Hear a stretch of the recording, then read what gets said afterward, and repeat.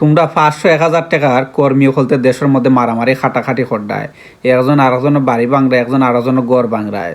আর অথচ দেখো তারা দুইও নেতা একলগে কুরমা ফুলাও খার।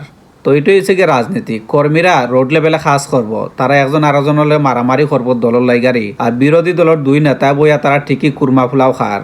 তো রাজনীতি করলে ওরকম রাজনীতি করবা, ওরকম মানুষের সাপোর্ট করবা যারা সংসদে গিয়েও আপনার কথা কয়, যারা সংসদে গিয়েও আপনার চিন্তা করে যে আমার কর্মীরা কত কষ্ট করে আমার এই সংসদে পাঠাইছে। এই জিনিসটা মাথাত রাখবা।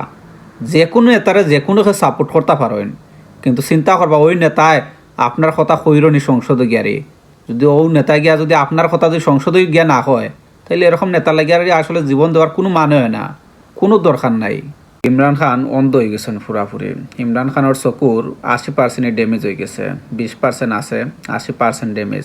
বুঝতে পারটা একজন মানুষের চৌকুর 80% যদি ড্যামেজ হইয়া থাকে, তাহলে মানুষটা চৌকি আর কেমনই দেখরা। খুব কষ্ট লাগে। এই মানুষটা পাকিস্তানের একজন কিংবদন্তি আসিলা, তাই রাত ধরিয়া পাকিস্তান কিন্তু ওয়ার্ল্ড কাপ জিতছিল। আজকে এই মানুষটার পরিণতি কী হয়েছে? রাজনীতির মাঠও আইয়ারই প্রথমবারই তাই প্রধানমন্ত্রী হয়েছিল, প্রথম নির্বাচনে তাই প্রধানমন্ত্রী হয়েছিল, কিন্তু খারাপ ব্যক্তির কারণে আজকে তাইনোর এই অবস্থা। তাইনোর অবস্থা দেখে আমার খুব খারাপ লাগছে। আমি জানি আমি কিচ্ছু করতাম পারতাম না, একমাত্র তাইনোর লাগে দোয়া ছাড়া আমি কিচ্ছুই করতে পারতাম না। কিন্তু এরকম মানুষ আমরা লাগে কতটা দরকার আছিল, কারণ এই মানুষগুলো হয়েছেন গিয়ে আমরা আইডল।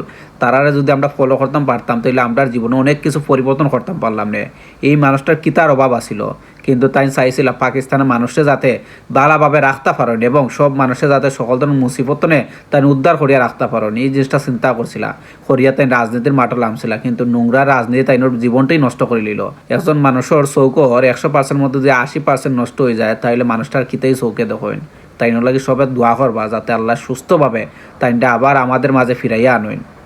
190 কোটি টাকা ব্যাংক ডাকাতি করছে। ব্যাংক ডাকাতি করিয়া নির্বাচনত জয়ী হইয়া এখন হয়েছে ধর্মমন্ত্রী। আবার সাধারণ মানুষে কইর, মিডিয়ারে কইর আপনারা আমার সার কইবা না, আমি আপনাদের খামলা। এখন চিন্তা করুন একটা দলের মধ্যে কতটা ব্যাংক ডাকাইত আছে, কতটা ব্যাংক ডাকাইত আছে, কতটা ঋণ খেলাফি মন্ত্রী আছে, এমপি আছে। আর এমন একটা দলদের জনগণে সরকার হিসাবে বানাইয়া রাখছে। খুব দুঃখ লাগে এই মানুষগুলারে আমরা ক্ষমতাত বুয়াইছি। আমরা যারা ক্ষমতাত বুয়াইছি ইটা বালা করে জানিয়ে রাখবা, একজন খারাপ ব্যক্তিরা যদি আপনি ভোট দিয়া যদি ক্ষমতাত বইয়া রাখেন, তাইলে এই ফাফর একটা অংশীদার আপনি হইবা। কারণ জানিয়ে একটা খারাপ ব্যক্তিরে আপনি ক্ষমতাত বইয়া রাখছেন। যে এই মানুষটা 190 কোটি টাকা লুটপাট করিয়া খাইছে ব্যাংকর গেছ থেকে, আরে এই ঋণটা এখনো শোধ করতে পারছে না। ওই মানুষটারে আবার আমার দেশের ধর্মমন্ত্রী বানাইয়া রাখছে। এ ধর্মের বিষয়ে মন্ত্রিত্ব পালন করব। খুবই লজ্জাজনক, এটা খুবই লজ্জাজনক। আমরা এই দেশটা চাইছিলাম না যারা জুলাই অস্বীকার করে, আমরা এই রাষ্ট্র চাইছিলাম না যারা ব্যাংকের টাকা লুটপাট করিয়া খায়। দেশবাসীরে মির্জা আব্বাসে রমজানের শুভেচ্ছা জানাইছেন। তো মির্জা আব্বাস প্রবাসীরা কি করলো? প্রবাসীরা নাম এখানে উল্লেখ করলে খেতে হইল না। প্রবাসীরা কিতা দেশের মানুষ নাইনি? প্রবাসীরা কিতা বাংলাদেশের মানুষ নাইনি? না প্রবাসীরা আপনারা ভোট দিছিল না আর ওই প্রবাসীর নামটাই কেন মেনশন করছেন না? দেশবাসীরা জানাইলেও তো হইতো না ভাই। যেহেতু বাংলাদেশি মানুষ আছে সবাইরে আপনি জানাইতা, দেশ এবং বিদেশ সবাইরে জানাই রমজানের শুভেচ্ছা, এরকম কইতা বার্তা। আপনি শুধু দেশের মানুষে জানাইলা। আপনার যে মাথার মধ্যে যে গিলু কম, এটা বারবার আপনি প্রমাণ করেন।